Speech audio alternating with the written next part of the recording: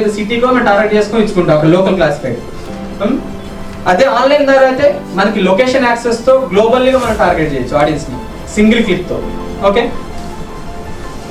Next mobile users ని target చేయొచ్చు, tab users ని టార్గెట్ చేయొచ్చు, డెస్క్టాప్ టీవీస్, ఇప్పుడు ఆండ్రాయిడ్ టీవీస్ కూడా వచ్చాయి, ఆండ్రాయిడ్ టీవీ వాళ్ళకి కూడా యాడ్స్ వస్తుంటాయి దాంట్లో.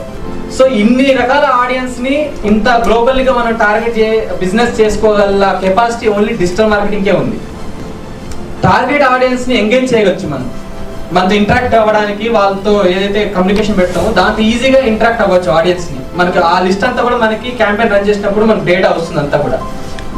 నెక్స్ట్ మన యొక్క యాడ్స్ రన్ చేసినప్పుడు మనం మానిటరింగ్ చేసుకోవచ్చు, మనకి ఏ టైప్ ఆఫ్ ఆడియన్స్ మన యాడ్ చూస్తున్నారు, ఎంతమంది ఇంట్రెస్ట్ బేస్ ఉన్నారు, ఏ ఏజ్ వాళ్ళు మన యాడ్ చూస్తున్నారు.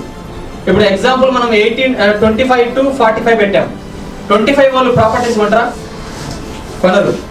ఏజ్ నుంచి ఒక ప్రాపర్టీ కొనే ఆలోచన ఉంటుంది 30+ 35+. సో మనం 35+ నుంచి మనం టార్గెట్ చేయాలి ఆడియన్స్.